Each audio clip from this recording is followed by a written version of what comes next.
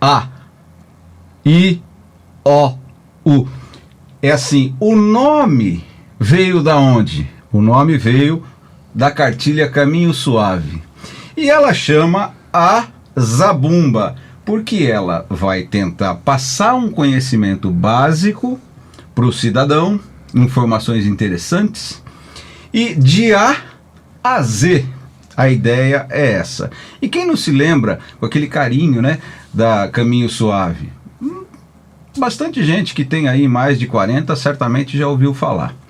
Então, a partir de hoje, que é a nossa primeira edição do nosso primeiro ano, que eu espero que seja duradouro, eu e o meu antigo amigo, de programa de rádio, inclusive, Luiz Gonzaga Neto, vai fazer as considerações, e queria aqui agradecer já de cara, primeiramente, todo esse aparato que não aparece, né, técnico, que o Marcelinho está do outro lado aqui, que ninguém vê, mas ele está aí fazendo toda a parte que vocês estão ouvindo e vendo. Agradecer Luiz Gonzaga por ter aceitado essa loucura do videocast e podcast. E é isso. Então passo a palavra para o nosso amigo Luiz Gonzaga, que já vai chamar o nosso convidado. Diga lá, Luiz. Isso aí, Vila. É um prazer estar aqui com você. Eu acho que é uma aventura. A gente que é do tempo da tipografia, né? Estamos aqui cercado de câmeras. E vamos em frente. E nosso convidado, Vila, é nosso amigo, multiartista, batalhador da cultura, gestor, e etc, etc. Eu falo o nome? Fala o nome, já fala, né? Vitor Carvalho. Prazer estar e receber você aqui. Ei, maravilha! Para quem não conhece, Vitor Carvalho, né, é aquele rapaz que está ali. Se vocês olharem atrás do Luiz, ele está fotografando a ele mesmo, que é o tio Dunha. Bom, mas eu não vou falar nada. Obrigado pela presença, tio Vitor. Seja bem-vindo. Obrigado aí pelo convite. Fico muito honrado de estar abrindo os trabalhos aqui dessa nova empreitada, e que para todos nós aqui é uma novidade, né? Essa coisa novidade assim, não tão nova, mas que estamos fazendo pela primeira vez esse videocast, que eu acho que é uma nova plataforma muito interessante de você, muito parecida com o rádio da nossa época, né? Exatamente. E não vejo tanta diferença até, né? Sim. Mas, enfim, essa nova linguagem que está tomando conta aí dos lares do nosso Brasil, né? Sim, eu acho até legal pontuar isso, na questão, você puxou videocast e podcast, a gente falar rapidinho a diferença aí, que eu também não sabia, a gente vai pesquisar, né, Luiz? Que a gente não é do setor. O Luiz estava falando até agora que a gente é do tempo da tipografia, né, do jornal. A gente só não viu o jornal prensado ainda na época do Gutenberg, e esse não deu tempo, mas tipografia a gente viu. O videocast, fazendo um paralelo, né, o podcast veio, a palavra veio da junção do iPod, quando saiu na época, né, com o broadcast, que era rádio. Então, resumindo, podcast, um rádio que você ouve quando você quer, né? Porque na época, quando a nossa avó, a mãe, ouvia o Zebete, tinha hora, né? Passou da hora, você não ouve mais. E hoje, você pode ouvir a hora que você quiser. Esse é o podcast. O videocast é a TV sob demanda. Você pode ver esse vídeo que vocês estão assistindo a hora que vocês quiserem, né? E o webcast, que é mais uma palavra nova, é quando é ao vivo. Então é isso aí. Tio Vitor, o convidado é você. Conte-nos tudo das novidades. Bom, novidades antigas, novidades médias. Você pode falar tudo, né, Luiz? Totalmente liberado. Bom, a gente está com uns projetos aí bacana. Incubadora de Artista, associação a qual eu faço parte, né? A gente atua mais desde 2012 aqui na cidade, com ações diversas de fomento ao artista, fomento à cultura, que é o principal mote da nossa associação, né? Quando a gente criou, a gente pensou no que a gente queria quando a gente era jovem, artista jovem. Então, toda a demanda que a gente não tinha na época, a gente fez essa construção justamente para o artista novo, ou artista, enfim, ter uma coisa que a gente nunca teve, né? A gente foi baseado nessa ansiedade que a gente tinha. Então a gente trabalha, muitos acreditam no sucesso da incubadora justamente nesse mote, né? A gente faz o que a gente queria que fizesse com a gente na época que a gente estava começando e que a gente não tinha nenhum tipo de apoio. Tanto eu quanto o Igor, que é o criador da incubadora, a gente teve que ir para São Paulo, porque Atibaia não oferecia, né, nenhum tipo de possibilidade nessa área, de você trabalhar na área, etc. Então a gente foi buscar fora, né, e agora a gente quer tentar devolver isso de uma maneira, né, de fomento, a gente sempre visa o artista, por isso chama incubadora de artistas. É lógico que o público vai ser consequência, porque o artista sempre faz alguma coisa para o público, né? Mas o mote principal é o fomento, através de editais que a gente realiza em diversas ações, seja cinema, seja artes visuais, música, enfim. A maioria das pessoas já deve ter topado com alguma iniciativa aí da incubadora na cidade, né? E a incubadora é para o artista local? Porque essa é uma pergunta que sempre fazem, né? A gente parte... sempre é aberto para todos, né? É lógico que o artista da cidade tem mais viabilidade. Que, por exemplo, só vou citar o Nanometragem, que é um festival de audiovisual que a gente realiza. O cara que se inscreve aqui em Atibaia, ele vai ver o festival na cidade dele. Mas se o cara é de Manaus, ele não vai vir de Manaus para cá para assistir 45 segundos do... Então mas é aberto para todos. O festival desse ano, que acabou de acontecer, ele teve recorde de inscrição, né? E de inscrição de todos os estados do Brasil. E isso sem verba de publicidade, né? Só a 9ª edição, então só o que a gente conseguiu montar de rede nesses 9 anos atinge o Brasil inteiro, a divulgação da nossa rede social, única e exclusivamente. E a gente consegue um alcance em todos os estados, que teve inscrição de todos os estados do Brasil. E aí o festival é muito rico, porque você vê a realidade dos estados, né, as diferenças, as regionalidades, é muito rico o festival, ele faz... um sucesso devido a isso, né? Além de estar ligado com as novas tecnologias da rapidez, né? Quando a gente pensou, se parar para pensar, quando a gente criou o Festival de Nanometragem, em 2012, 2013, não tinha essa coisa do 15 segundos do history do Instagram, né? Mas a gente já previa essa rapidez das novas mídias, né? Por isso que a gente criou esse festival nesse formato, e a gente conseguiu patentear, né? E a gente está até num debate para ver se já diminui esse tempo um pouco, porque ele já está... Passaram-se 10 anos, o 45 segundos já não é mais como era antigamente, né? Então talvez a gente tire aí mais 5 segundos, vamos ver, a gente vai consultar os universitários e ver o que eles acham, porque as mídias estão cada vez mais rápidas, né? E a gente quer acompanhar isso também, porque essa era a proposta do festival, né? E teve uma vez, você contou para mim, eu acho que era legal falar isso, tem bastante gente que provavelmente não saiba, o Nanometragem é uma criação da incubadora, não? Sim. Existia já, né, todo um conceito de audiovisual rápido, que era, na nossa época, era o Festival do Minuto, né? Que é muito tradicional e tal. E a gente, quando decidiu fazer um festival de audiovisual, a gente não quis fazer mais um. A gente quis fazer um com um formato diferente para ter uma novidade no mercado, né? E aí a gente pesquisou e que não tinha um festival com menos de 1 minuto, né? Então a gente pegou toda essa questão da nanotecnologia na medicina, enfim, presente em outras áreas, e trouxe para o audiovisual. Só que eu já estou achando que o 45 segundos já não está tão nano assim, né? Longa-metragem. Já está longa. Hoje é muito rápido, né? Hoje é tão rápido. Aliás, uma coisa bacana, cortejar, só falando do nano, que é rapidinho, eu tive pesquisando esses dias a história a estética do vídeo na rede social, que agora mudou para vertical, né? Cara, é uma loucura isso, né? Muito. Porque televisão era quadrada, aí todo mundo ia no cinema porque tinha o telão retangular, aí veio a televisão retangular.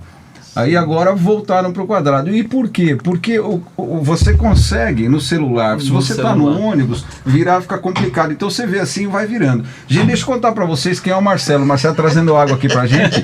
Essa primeira você já vê o Marcelo. Olha o Marcelo aqui, ó. E pelo jeito tá frio, né? Obrigado, Marcelinho. Obrigadão. Ele está secando aqui já. Aí o que acontece? No ônibus, ou seja, onde você estiver, fica complicado você estar apertado, segurando com uma mão e ver o celular assim. Então, em pé, você vai rodando. Só que esteticamente, tecnicamente, a estética muda, né? Porque aí o cara quer sair mostrando um gráfico e tal, e aí você tem um vertical, é limitado pra caramba. Então é tudo muito rápido, você tem que focar na velocidade. Tem que fazer de acordo com a mídia, né? Exatamente. Se é Instagram é quadrado, se é history vertical. É uma loucura. Ô Vitor, você estava contando pra gente que o festival de nanometragem vai passar a ter uma amplitude internacional, né?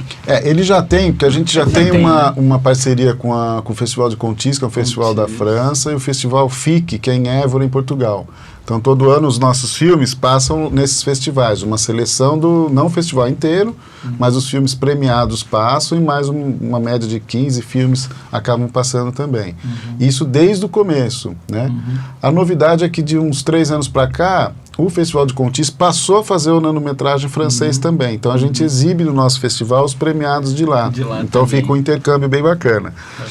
O que é legal do nanometragem, além de tudo isso que eu estava comentando, é que principalmente ele dá uma possibilidade do jovem que não tem equipamento, porque você pode fazer com o seu celular, né? Então ele é muito mais acessível do que os outros festivais que exigem uma câmera mais profissional, etc. Então é por isso que entra bem de acordo com as nossas premissas, né? Que é estimular, né? O jovem talento. O jovem. Né? Já teve filme que foi feito com o celular que ganhou, então uma coisa não impede a outra, né? Assim como acontece ao contrário. Participam pessoas profissionais também do festival, mas o que é levado é sempre a ideia, né? Todo o conjunto de temas aí que se desenvolve durante os 45 segundos. E o resultado é sempre muito rico, né? E uma coisa muito legal nesses 10 anos que eu observo, por estar à frente do festival, é que nas primeiras edições, principalmente na primeira e na segunda, não se fazia os filmes. As pessoas que participavam, elas tinham alguma produção, né, de 3 minutos, e ela pegava aquele material e editava alguma coisa de 45 segundos. Né? Entendi. Era um tipo de resultado. Ok, bacana, tem até hoje isso, mas a partir do terceiro, as pessoas começaram a produzir o nanometragem. Com roteiro e tal, baseado no 45 segundos. Dá uma diferença muito grande. Pensado para 45. Pensado para 45. Ele não adaptou uma coisa que ele já tinha para... Acontece isso até hoje. Não vou dizer que fica pior ou melhor, mas você percebe a coisa de se fazer. Foi muito interessante uma vez, a inscrição, por exemplo, acabava 10 de janeiro, último dia de inscrição. No dia 9 de janeiro aconteceu um fato, que eu não vou lembrar qual na mídia nacional, não sei se um mendigo que apanhou à noite do dia 9. O Jornal Nacional passa às 8h30, né? O cara viu essa notícia no Jornal Nacional e fez o nanometragem das 8h30 até a meia-noite, que era o prazo para inscrição. Então, foi um negócio muito... Isso só o nanometragem é possível. Nenhum outro festival do mundo é possível. Porque ele editou lá, ele fez uma coisa na frente da casa dele, né, pôs lá o filho de ator, não sei o quê, ficou uma coisa muito boa e surpreendeu a todos no festival, porque aconteceu ontem à noite e já passou no festival. Rapidinho. Então é um negócio que vão surgindo coisas que a gente nem imagina quando cria o festival, né? De possibilidades, novas possibilidades e iniciativas inéditas assim, no setor do audiovisual. Então, por isso que a gente brinca, faz até uma piadinha interna. Você veio assistir o festival? É a sua primeira vez? Então, uma boa experiência de nanometragem, que é uma experiência diferente, porque você vê no festival 80 filmes em 1 hora. Então, a cabeça tem que estar muito... Porque às vezes acaba o filme, você está ainda processando, já começa outro. Então é uma experiência nova, né? Sim. Então a gente também já criou um público que gosta dessa experiência, né? Porque é uma coisa muito, muito rica, né? De aprendizado, de técnicas, de assuntos, né? E também uma coisa muito legal, isso acaba acontecendo na maioria dos festivais. Mas não na nanometragem mais, porque ele é mais dinâmico, né? Tudo que aconteceu durante o ano, em termos de repercussão, acaba refletindo no festival. Então, dos 80 filmes, uns 20 tem aquele mesmo assunto, sempre. Se é o feminicídio, se é o racismo, se é alguma coisa política, se é alguma coisa... Enfim, que foi meio que um tema forte da sociedade. Da sociedade. E esse festival que a gente acabou de passar foi muito o lance da pandemia, porque as pessoas ficaram 2 anos, né, represadas em casa, e a gente, mesmo tendo feito o festival de forma digital, de um ano para cá teve essa demanda, assim, que ficou até meio pesado, né, assim, uma coisa, mas é bom para lembrar o que a gente estava passando, né, enfim, para não baixar a guarda e continuar tomando os devidos cuidados. Ou seja, a arte continua sendo um reflexo do que está rolando, né? Sempre. O pessoal deve estar perguntando, o pessoal que está assistindo, principalmente no audiovisual, tá, legal, lindo o que você falou, bacana, achei maravilhoso. Agora, como eu participo?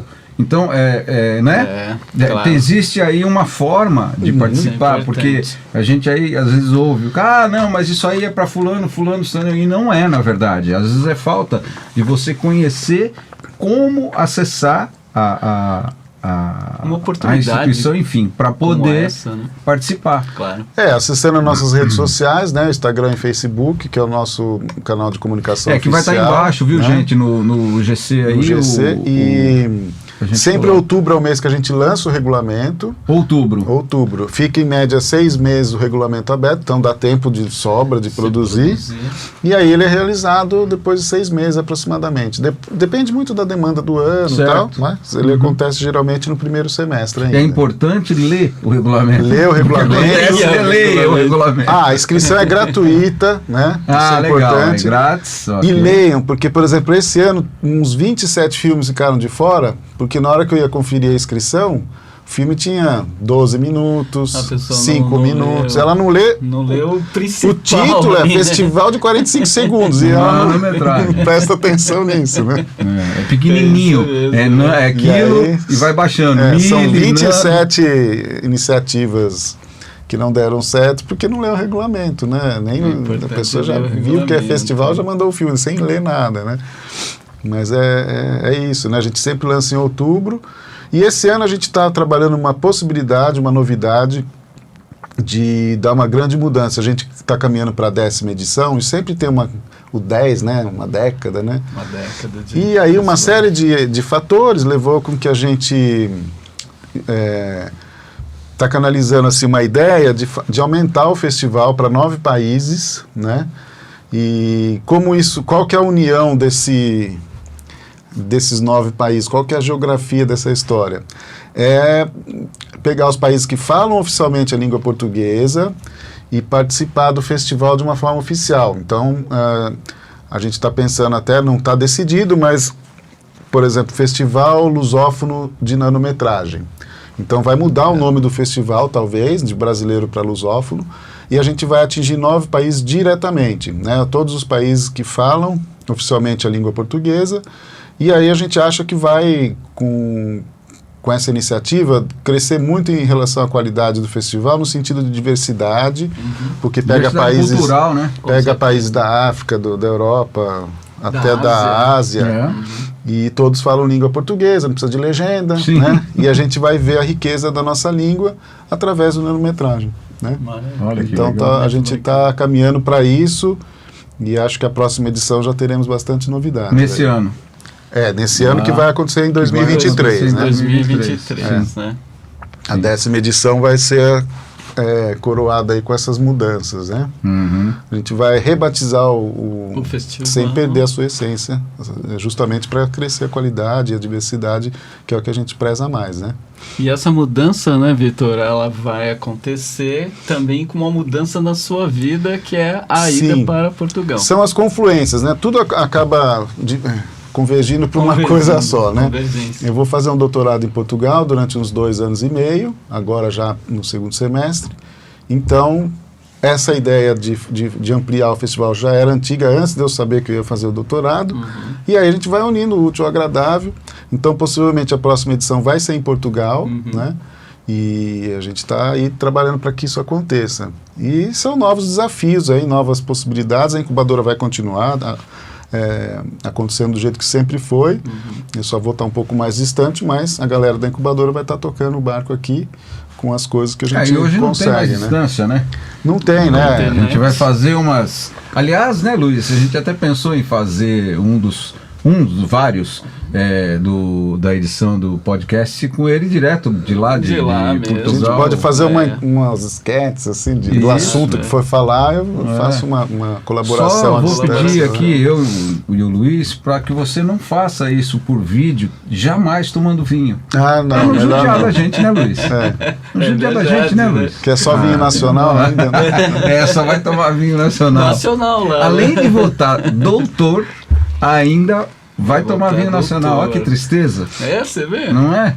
Que legal. E a pesquisa lá que eu vou fazer é relacionada a um trabalho que eu já desenvolvo de intervenção urbana, que a própria incubadora desenvolve também. Exatamente. Que é a intervenção urbana de intervenção artística nas vias públicas em cidade histórica, né? Que geralmente é um pouco mais complicado do que uma cidade comum.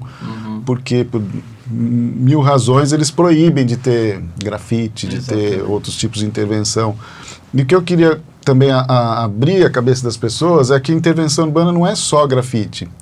O grafite é uma das diversas modalidades que existem infinitas formas do artista intervir na sua cidade.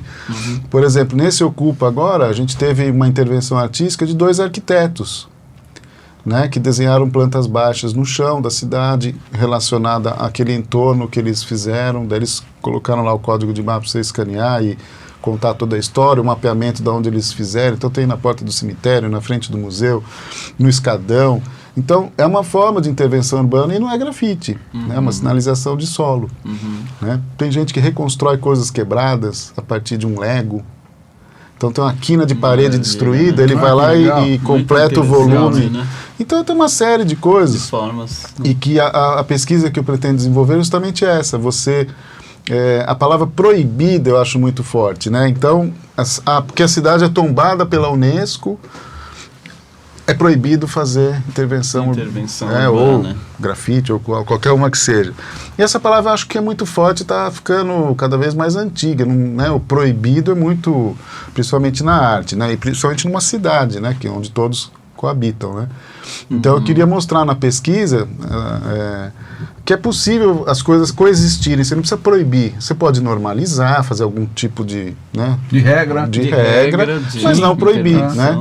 Então, como na Europa as cidades são mais antigas e tem sempre um centro histórico, por isso que eu foquei lá essa pesquisa para pegar bem na veia do problema mesmo. Do né? doutorado. Exatamente. Aliás, nós tivemos esse problema em São Paulo do proibir. Lembra do a 23 ali, os painéis do Cobra? Foi mesmo. O prefeito... Porque as cidades são dinâmicas, né? Principalmente a arte de rua, ela é efêmera, ela não é para durar para sempre. A não ser quando é um contexto muito específico, tipo o muralismo mexicano, né? Um grande painel do Portinari. Mas hoje a arte de rua ela é efêmera, ela tem que dar espaço para todos. Então é para ficar 2 anos, 3 anos, aí vai trocando. Né? Não é uma coisa que é para ficar para a eternidade, até porque não dura mesmo, que é uma coisa feita de uma forma que a tinta vai desgastar, vai perder, pela essência da arte de rua, ela é efêmera. Tem intervenções que duram um dia só, né? O cara solta um balão explode, cai a tinta e acabou, né? É verdade. Então tem uma série de coisas que não é só aquilo que a gente está habituado a achar que é grafite, que é pintura mural, etc, né? Ô, Vitor, uma coisa que eu gostaria de perguntar para você, e você já tem uma experiência larga nesse assunto, é a importância dos editais para a promoção da cultura, né? É uma forma muito democrática, né? E de dar chance, porque antigamente no Brasil a gente tinha a clientela de balcão, né? Então existiam os estabelecimentos públicos, né, que o cara ia lá no balcão, pedia, eu vou atender, eu não vou, não sei o quê. E o edital é uma forma de você democratizar e desmistificar, tirar esse ranço do balconismo, do clientelismo, né? E principalmente para dar chance para novos artistas. Uma coisa que me entristece muito, Atibaia, ela teve um potencial assim, muito grande no passado. Por exemplo, existe um salão de artes plásticas de Atibaia que é de 1968. Ou seja, Atibaia lá atrás já pensava para frente, né? E o salão de arte, para todos os artistas visuais, é a primeira oportunidade que ele tem. Assim como nanometragem é para quem faz audiovisual, o salão de... E não tem mais no Brasil. Se existir 5 no Brasil inteiro é muito. E Atibaia tem o mais antigo salão de artes plásticas que ainda existe. Quer dizer, existe, mas não existe, né? É só retomar. Foi aonde? É só retomar, né? Aonde o quê? Aqui em Atibaia. Começou no museu da cidade. No museu no centro, no João Batista Conte. Aí teve algumas edições, depois tinha prefeito que fazia, tinha prefeito que não fazia. E depois, quando a gente conseguiu retomar, a gente fez 10 edições seguidas. E a gente e eu recebo um feedback de artistas até hoje. Eu saí do serviço público em 2012, 10 anos já. E eu recebo até hoje feedback de artistas que participaram do salão, dizendo o quanto foi importante para a carreira deles ter ganho aquele prêmio em dinheiro, de ter feito um currículo que se destacou por ter ganho um salão. E isso não para. O cara tem artistas que ganharam prêmios no Salão de Artes Plásticas de Atibaia que hoje vendem quadros por R$30 mil. Né? Olha, que legal. Começou no salão, foi o primeiro prêmio importante. Está lá, se você acessar o site do artista, está lá. Premiado no Salão de Artes Plásticas de Atibaia. Então, é uma coisa que não podia acabar e que também é aberto para todos, não é só para os artistas da cidade. Por isso que é importante fomentar, né? Às vezes o talento está ali e você não, nem a pessoa sabe que tem. E aí dá um toquezinho, o cara desperta e corre. E vira artista. Cresce, vira um artista importante. E o edital ele é muito rico também, porque você pode fazer edital para tudo, para música, para artes plásticas, para literatura, para cinema, enfim, para todas as áreas, né? Então é uma coisa muito legal e que, isso que o Vila falou, acaba aparecendo gente que não apareceria se não tivesse o edital, né? Ficaria lá em casa fazendo a coisa na internet e não aconteceria nada nesse sentido, né? Então eu acho que os governos... O governo do Estado, por incrível que pareça, é uma fonte muito importante, porque já existe um projeto que é o PROAC de muitos anos. Exato. E que, de uma certa forma, está fomentando os artistas de todo o Estado de São Paulo. Mas eu acho que o principal exemplo tinha que ser dado pelas prefeituras, né? Porque é onde tudo começa, na sua cidade, né? Não esperar uma coisa como esse projeto que a gente está fazendo, o Ocupa Atibaia, Veja só como é difícil para o artista. Ó, a incubadora precisou se inscrever num edital do governo do estado, esse projeto para a arte acontecer na rua. Então, a gente concorreu com mais de 1.000 projetos. Foram selecionados só 15. Em todo o estado? Em todo o estado de São Paulo. Um desses 15 é o nosso, para vir para Atibaia. Aí a incubadora, ganhando esse edital, ela abriu um outro edital para o artista se inscrever e participar. Então, participou de 2 peneiras. Quem está fazendo o trabalho na rua aqui, é todo um processo de 1 ano e meio de trabalho, de vai e vem, de documentação, de burocracia, para que isso acontecesse, né? Mas é muito importante, porque se não fosse a iniciativa do governo do estado, não estaria acontecendo, trabalhos, né? Lindos, né? Que fizeram. E é aquela história. É só ter o espaço, a cidade ficou colorida por muito pouco, né? Se você e a gente tem essa noção assim, bem clara que não estou dizendo que é isso, mas é o nosso pensamento, que a arte de rua ela é muito importante desde a época do tempo das cavernas, que o homem se expressa nas paredes, né? Porque a pessoa não precisa ir para um museu, para uma galeria, para ter contato com a arte. Tem pessoas que nunca vão entrar numa galeria de arte ou num museu. Mas se ela passa por um mural na rua, ela vai olhar, aquilo por 2 segundos vai despertar alguma coisa, alegrar ou entristecer o dia dela, de alguma forma vai mexer as cores, talvez. E ela teve um contato com a arte sem ser do meio, sem precisar ir para o museu, ela está na via pública. Sim. E isso a gente questiona muito quando a pessoa fala, mas... Quem que define a estética? É a incubadora? A gente não. Não define, não define, não porque limita, né? qual é a estética do outdoor? Quem que determinou? É tão para quem acha que é poluição visual, por exemplo, um grafite, a propaganda de um outdoor é muito pior. Muito bem, né? Muito mais. A propaganda de fachada dos de comércios são a mesma coisa. Exatamente. A cor que você pinta um imóvel, né? Também é essa linguagem. Mas pensa numa pomba. A pomba vê lá um grafite, vê uma parede e vê uma propaganda, para ela, né? Tanto faz. Tanto faz. Muito boa. Tanto faz, boa. Então a gente vamos cria as pombas. A educação artística das pombas é um bom tema. É um bom exemplo a se seguir. Para o futuro doutoramento. Para o futuro doutoramento. E, por exemplo, um outdoor, quem que define que aquele outdoor vai estar ali? É o Estado. É o Estado. Né? Então, o artista também pode participar desse processo, né? Processo de linguagem. De linguagem. Urbana, então, por exemplo, né? imagine se cada cidade criasse uma lei, de cada 10 outdoor, um tinha que ser para um artista e financiado. Tá a própria empresa. Tá aí uma ideia para um edital. Muito legal. A própria empresa que explora o outdoor teria que dar essa contrapartida. Pô, seria maravilhoso. Maravilhoso. Né? É maravilhoso. É uma coisa. Ô Vitor, tem uma pergunta assim que bate no coração da gente, que é fazer assim uma homenagem ao nosso amigo Igor Spacek, né? O Igor é uma pessoa assim muito importante na cultura de Atibaia, porque ele sempre pensou à frente, né? Ele sempre esteve à frente do tempo, assim. Quando ele criou a Make Media, ninguém se falava em novas tecnologias, e mesmo quando foi criada a incubadora também, era uma coisa bem para frente na época, né? E eu fiquei muito feliz de ter participado desse processo, porque ele me convidou, ele falou, Vitor, vem aqui. Eu estava trabalhando em Bragança, na Secretaria de Cultura em Bragança. Vitor, eu estou com um projeto aqui, queria que você participasse e desenvolvesse comigo. Eu falei, mas qual que é? É assim, assim, assado, olha, eu estou não sei o que lá. Eu falei, puta, mas esse projeto é muito legal, né? E ele falou, eu só, para fazer a parte executiva, eu só pensei em você, não vejo outra pessoa e tal. Daí eu fiquei super honrado com o convite.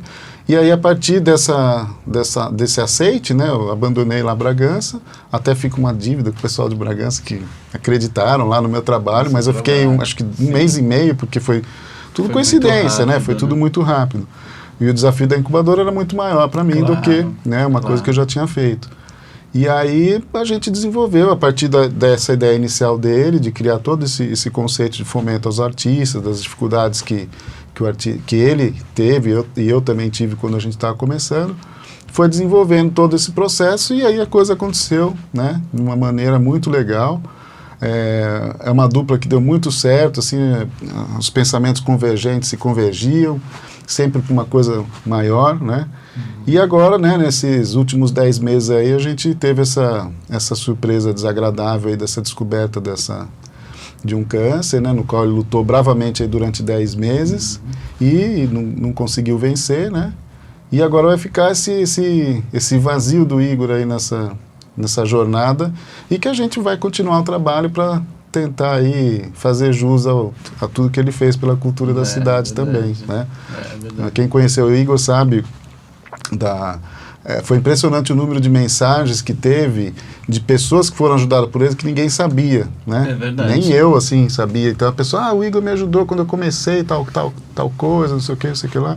Sempre dando palpite para a pessoa melhorar, críticas construtivas e tal. E um monte de gente, em várias, não só na área da cultura, como esporte, negócio de mobilete, que ele participava de trike, drift trike, né, que o Marcelinho participa. O Marcelinho participa. Vocês acham que o Marcelinho só faz vídeo? Edição de vídeo? dia a gente vai falar aqui de... Ele vai ser um personagem de ele vai descer de trike aqui, ó. Vocês vão ver o que esse menino faz. Então, essa precoce partida do nosso amigo fica assim uma mensagem de a gente querer fazer mais, né, e melhor, porque ele era uma pessoa que lutava muito pela qualidade, da excelência, né, coisa que não é tão praticada no Brasil. Tudo para ele tinha que ser um nível de excelência, assim, um grau máximo, e isso faz com que as pessoas progridam, né, se desenvolvam na sua área, sempre buscando o melhor. Eu cito mesmo um exemplo do Paulo Altran, né, que acho que ele faleceu com 92 anos, alguma coisa assim. 90. Que é um ator que não precisa nem falar, né? Uhum. E ele faleceu com 92. Com 90 anos ele fez um workshop de teatro. Maravilha. Como aluno. Porque ele viu uma coisa nova, sim, uma pessoa, um jovem, fazendo um tipo de não sou da área de teatro, mas que ele achou, nossa, isso é muito interessante, eu quero saber como é que é. Ele foi como aluno. Também, né? Então esse é o segredo. Aquele que acha que já sabe tudo, que não precisa fazer mais nada, isso aí, pelo amor de Deus. Você tem que ficar... Você fecha, né? Uma eterna busca, se melhorando, não pode acomodar nunca, né? E aquele que se acomoda e acha que é o supra-sumo do saquinho de balachita, né? Balachita, isso é um pouco antigo, né? É do tempo da Zabumba. É mesmo. Antes da bala Juquinha. Antes da bala Juquinha. Então, não só para o artista, mas acho que para todas as... seja o que você for fazer do seu dia a dia, nunca achar que você já sabe tudo, né? E ter a humildade de querer... buscar coisas novas. Aí eu vou citar eu citei um artista nacional, vou citar um artista local aqui, que é o Inácio Rodrigues. A gente fez uma média de... O Inácio de 30 exposições que a gente fez na incubadora, quando tinha uma sede. Sim. O Inácio foi na abertura de todas. Está lá assinado no livro, o nome dele no livro. E ele me fala, Vitor, eu quero ver o que essa moçada está fazendo. Exatamente, eu quero aprender também, não sei o quê. O Inácio é um mestre, teve aula com o Miró. O cara, é uma referência da arte nacional, né?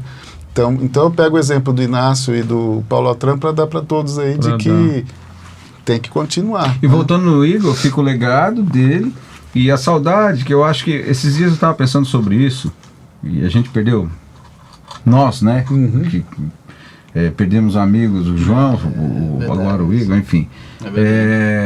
Que a saudade é uma coisa legal, porque por dois motivos.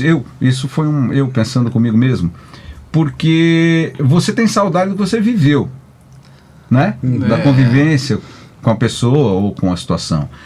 E se você sente saudade, é porque você ainda está aqui, né? Você está vivo para sentir essa saudade. Então é uma coisa legal, né? Embora tenha esse lance de uma certa melancolia pela falta da pessoa, né? Eu sinto falta das pessoas que eu gostava, que não estão mais entre a gente, mas enfim... A pessoa deixou aí um aprendizado, um ensinamento, um trabalho. O próprio Igor deixou um trabalho fantástico, né? Fantástico. Isso é muito legal. Isso eu acho que não tem preço, né? É só quem viveu que teve a sorte de poder perceber isso. Isso né? mesmo. E aí, Luiz, alguma coisa que você queira? Só mais um detalhe, voltando à questão da arte de rua. Como é que a gente registra, guarda? Como é que tem um museu de arte de rua? É possível, Vitor, isso? Eu acho que vai chegar um momento que vai ter, né? Vai ter, porque é um momento da arte contemporânea e todos os registros que o próprio artista tem essa preocupação de registrar, sabendo que ela é efêmera, e esse material está na nuvem, né? Sim. Então é uma ótima sugestão, assim, igual fizeram o Museu do Futebol, né?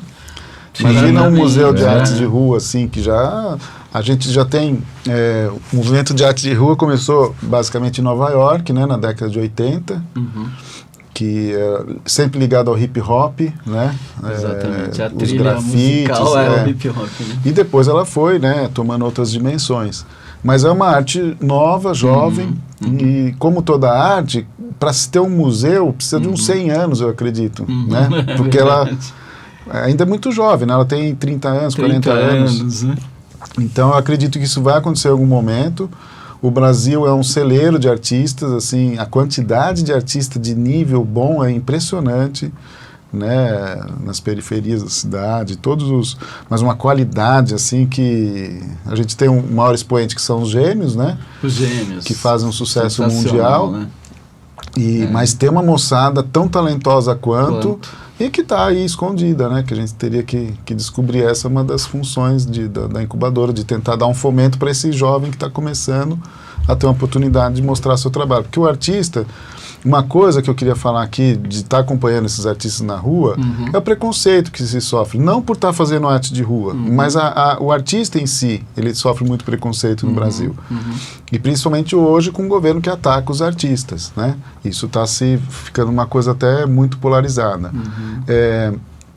Então, por exemplo, quando o artista está lá fazendo o trabalho na rua, que eu estou acompanhando, passa uma série de pessoas assim e fala assim, olha, pode ir lá pintar, eu tenho um estabelecimento e tal. Ah, posso, mas tem que combinar o orçamento. Ah, mas você não faz de graça? Pô, uma latinha de tinta do spray custa R$25. Ele usa 50 latinhas. Sim. Então é um custo alto que já impede de você se manifestar, porque é um custo alto, né? Acaba fazendo coisas simples, com uma cor só no começo. Mas que as pessoas têm que se sensibilizar que é uma profissão como outra qualquer, é uma profissão, né? A gente tem hoje o Will Sabotagem aqui em Atibaia, que vive disso. Ele pinta painéis publicitários. Ele tem o trabalho paralelo dele de arte e ele executa um trabalho como um profissional qualquer, né? Aí uma mulher falou, mas eu pensei que era de graça. Falou, se você contrata um pintor para pintar seu muro de branco, você já vai pagar. Então, qual que é a diferença? Ele está fazendo uma coisa além disso, né? E isso serve para o músico, né? Para teatro, enfim. Cinema, uma vez eu lembro que um parente meu, apresentei uma pessoa para ele, esse é fulano, o que ele faz? Ele é palhaço, né? Não, mas o que ele trabalha? Ele é palhaço. Não, mas ele vive de ser palhaço. Eu falei, a profissão dele é palhaço. Então as pessoas não acham... Muito nobre, né? Muito nobre. As pessoas não têm essa ideia de que a arte é uma profissão como outra qualquer, né? Isso no exterior tem menos, já é valorizado como uma profissão, já está incorporado, mas no Brasil não está. Eu vejo pela minha própria família, que eu sou artista há 35, 40 anos, e até hoje tem esse tipo de pensamento. Você trabalha no trabalho? Quando é que você vai? E acha que a gente faz as coisas assim como se fosse um hobby, né? Exatamente. E eu acho que rola assim um negócio estranho, porque assim, apesar de o artista, ele não faz uma coisa que ele não gosta. Né? Se ele está fazendo aquilo lá, ele gosta. Esse gostar, as pessoas acham que é um hobby. Sim. O normal seria todo mundo fazer o que gosta, de ter essa possibilidade. Seria o normal. Né? Só o artista que faz, né? E com raríssimas exceções, né? Sempre tem um professor que tem tem um gosto, um médico, que não é só para ganhar dinheiro, ele gosta do ato da medicina. Isso eu acho que é em todas as profissões, mas na arte ela não é reconhecida, né? E ela sofre esse preconceito.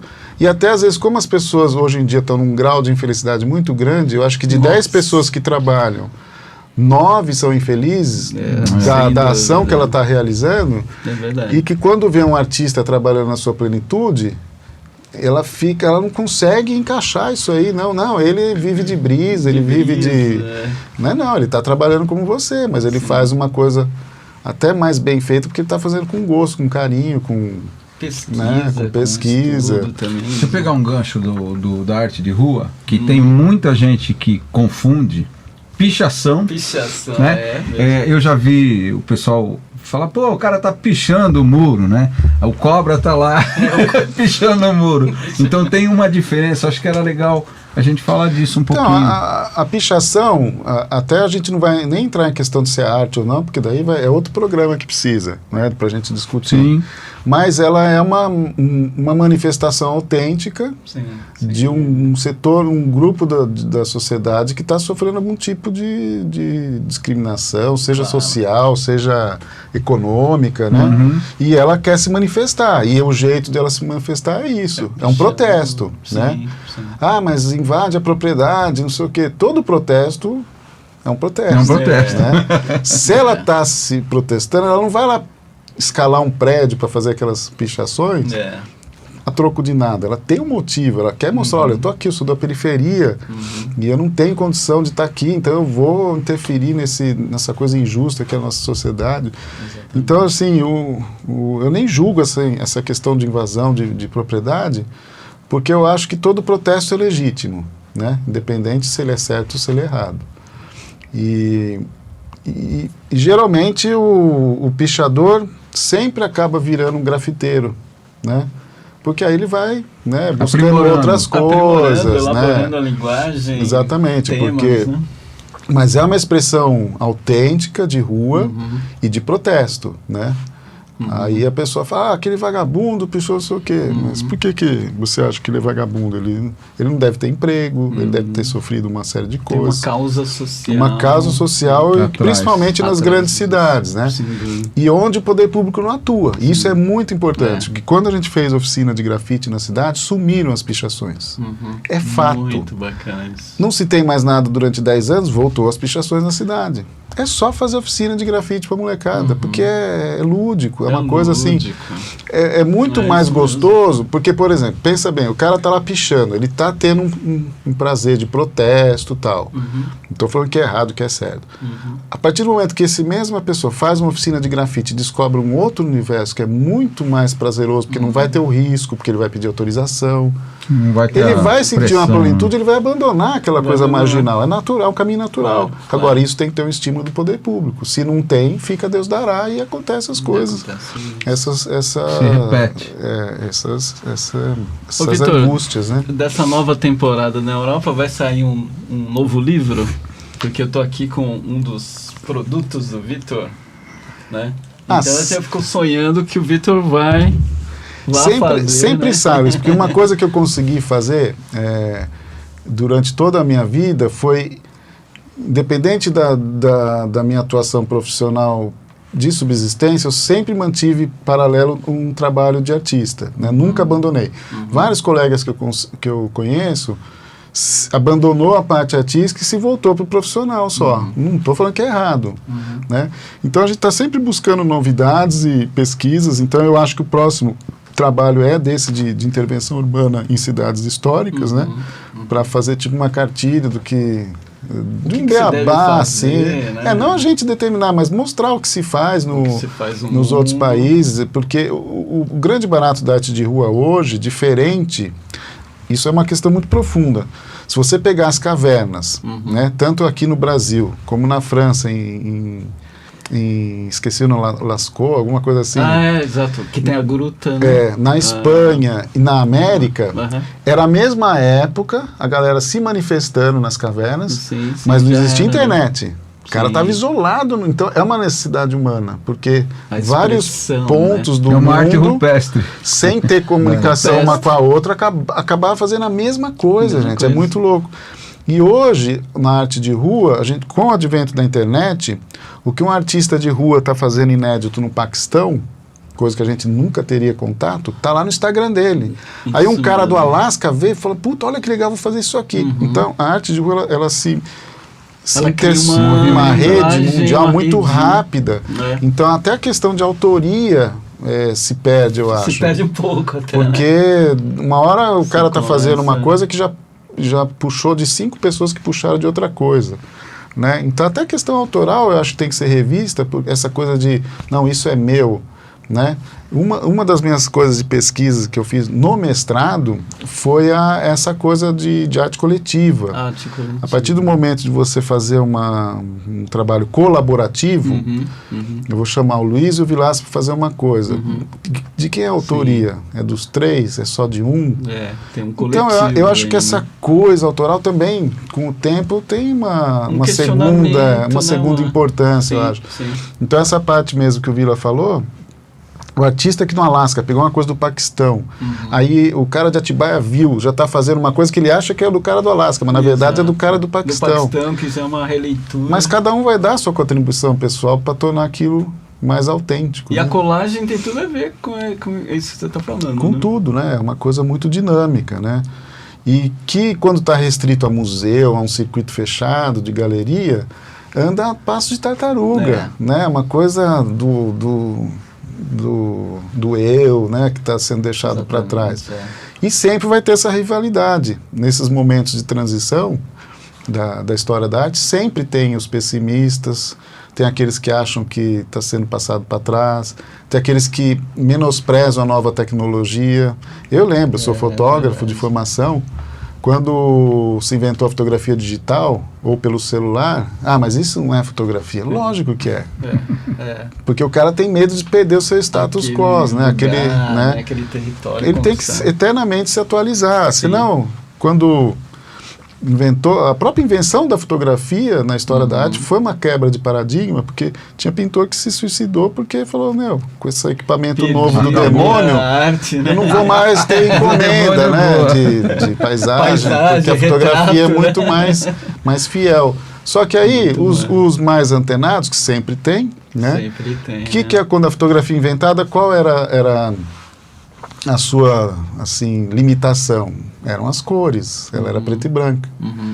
Então, o que os artistas antenados, em vez de se matar, ou de abandonar a profissão, o que ele fez? Ele passou a exagerar na cor.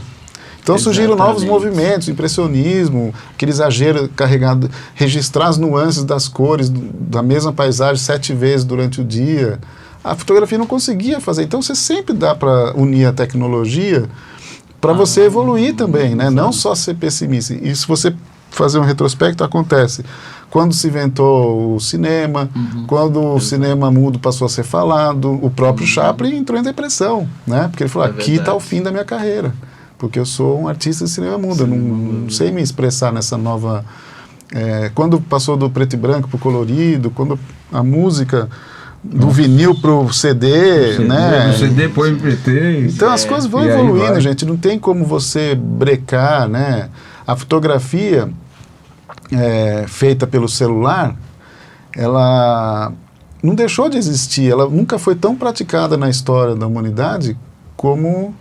Só que o celular não é uma câmera fotográfica, ela é uma captadora de imagens, é diferente. Exato. A câmera ela é mais complexa, ela tem todo um ritual de você olhar num visor, e o celular não, você está fazendo assim, tendo interferência de várias coisas ao redor, mas são coisas diferentes. Então, por isso que eu acho importante você não abandonar o ensino da fotografia tradicional nas novas gerações, porque ela tem um peso... que contribui para a formação para quem vai fotografar com o celular. Quem já aprende, já nasceu nessa era, na era digital, é importante ter um contato com o analógico, porque é um outro tipo de... é um repertório a mais, né? Então você vê... E a prova disso é que você pega os fotógrafos assim, mais velhos e que se aventuram no digital hoje, em vez de também falar, não, isso não é para mim, não vou fazer. O resultado é sempre muito maior do que qualquer outro, muito melhor do que qualquer outro que já tenha aprendido já na digital, porque o repertório dele é muito maior, gente, né? Ele revelava a foto quimicamente, ele sabe dos efeitos, todos os filtros que existem, que são baseados na vida real. Existiam os filtros de uma forma analógica. Não é que inventaram um efeito quimicamente. Novo. Não é. Quimicamente no laboratório. Né? A vantagem que o jovem tem é que uma coisa que eu fazia em uma semana, ele faz em 10 segundos. Sim, é verdade. E olha como ele pode ser melhor. Né? Sem dúvida. Mas eu acho que o uso da tecnologia vem, quando ele vem atrelado a quem fez jornal, pegando os tipos e colocando lá, né? Quando você junta isso, o produto final é infinitamente mais rico. Eu não vou dizer que é melhor, mas eu vou dizer que mais rico, porque ele junta essa experiência do fotógrafo que foi lá e revelou e tal, com a facilidade de não demorar uma semana para fazer um efeito e de repente usar o efeito com um clique, né? Que é possível, totalmente possível hoje. Então... E na música, na produção, né? Num estúdio hoje digital, você faz uma coisa muito mais rápida que antigamente. E o interessante é a velocidade disso, né? Eu tive estúdio em São Paulo. Analógico. Com fita, parecia uma pizza, a caixa. Para você fazer um corte final para mandar para fazer o vinil, você fazia o corte na Gilete. Tinha uma régua, você encaixava a fita e, cortou errado... Adeus, já era, não tem o que fazer. Aí emendava e mandava, porque eram várias músicas, tinha 12 músicas num LP, né? Você sabe que é LP, né? Você é desse tempo, né, Luiz? Então tá bom, o Vitor também. Então, as emendas a gente fazia na fita e mandava um rolo de fita com as 12 músicas. O cinema também editava, no cortava. Cinema. Então, cortava fisicamente. Quem passou por isso, no áudio hoje, eu opero com mesa digital, com mesa analógica. Eu usei mesa analógica antigamente, até tenho mesa analógica hoje, que a gente usava lá no galpão. É muito mais fácil hoje, mas quando você passou por lá, você olha um filtro, por exemplo, um corte de frequência, muito mais fácil fazer hoje, mas você sabe onde ele atua, porque você teve que fazer lá na mão. Então eu acho que isso é muito legal, o fato de ter um repertório experiência. Muito rico, né? Muito. Por isso que eu acho legal sempre conhecer a história das coisas, né? Porque você passa a entender de uma outra forma e valorizar também, né, as coisas. Né? Sim. Alguma outra pergunta? Não, da minha parte já acabou a listinha que eu fiz. Então, gente, eu vou usar o intervalinho para falar para vocês um pouquinho. A questão daqui, se vocês têm aí a inscrição, assinem o canal, aperta o sininho aí, porque a nossa ideia é produzir esse videocast, que deste videocast também vai sair um podcast, né, que é a parte de áudio, e a ideia é produzir toda semana, né, Luiz? Já estreamos em grande estilo com o Vitor, que já está aqui, ele vai lá para Portugal, mas está aqui na parede ali, ó, fotografando a gente, exatamente. E queria agradecer ao Luiz mais uma vez. Eu agradeço. Não sabemos aí qual é o próximo convidado, e mesmo que soubéssemos, não diríamos. Fica o suspense. Fica o suspense. Fica aqui o compromisso da gente fazer umas entradas via internet, diretamente da Europa, com o Vitor. E aí, palavra para as considerações finais, Luiz e Vitor. Obrigado, gente. Vamos nós. Só agradecer aí a presença do Vitor aí, que nos deu essa chance de começar com o pé direito. Aí. Sim, é verdade. E agradecer, né, de estar feliz desse projeto que está acontecendo. Acho muito bacana essa iniciativa. Fico feliz de estar inaugurando, né, fico com muita honra. E o recado, assim, final, que era de as pessoas conhecerem o trabalho da incubadora através das redes sociais, né, Facebook, Instagram. Nós vamos deixar aí na descrição, embaixo, os links aí. Atuando desde 2012 na cidade, em todo o território aqui do Brasil e fora também, levando as nossas produções para outros festivais também, dando chance para o jovem de ter um... Imagina, essa iniciativa do nanometragem, por exemplo, em 6 meses, uma pessoa que nunca fez um filme, ela pode fazer, pode ser selecionada e passar num festival internacional em 6 meses para o currículo. Isso não existe no Brasil. Para um jovem que está começando, ele tem essa oportunidade, e é real. Você imagina a tecnologia o que faz. Para você conseguir chegar a passar num cinema na França há 20 anos atrás, 15 anos atrás, como é que fazia? Nossa, era complicado. Né? Incrível, né? E o que é legal é que os nanometragens brasileiros fazem muito sucesso, a sala lota para ver a nossa sessão, porque é uma diversidade que eles admiram muito, que eles não conseguem até compreender, assim, de onde sai tanta criatividade, né? Que eles são mais amarradinhos um pouco, muito pontuais, né? E aos poucos a gente está influenciando, a gente está notando também que o festival deles está se soltando mais de acordo com as nossas experiências aqui, porque vem a experiência do Nordeste, da região do Amazonas, gaúchos, mineiros, paulistas, mato-grossenses, enfim, de todas as regiões. E isso é o que dá uma riqueza para todas as coisas do nosso país, né? Essa diversidade de ideias, enfim, só quem assiste o festival sabe como isso é, né? É isso aí. É isso aí, gente. Obrigado e valeu, vamos adiante. Obrigado, boa viagem. Obrigado. Né? O português já está na ponta da língua e a gente se fala via internet, enfim, a gente vai continuar tendo notícia. Mais uma vez, obrigado, Marcelinho, que está aí atrás. Lá, valeu, tio. E obrigado, espero que vocês tenham gostado. A ideia é trazer uma novidade a cada semana. Falou? Gente, fui. Tchau!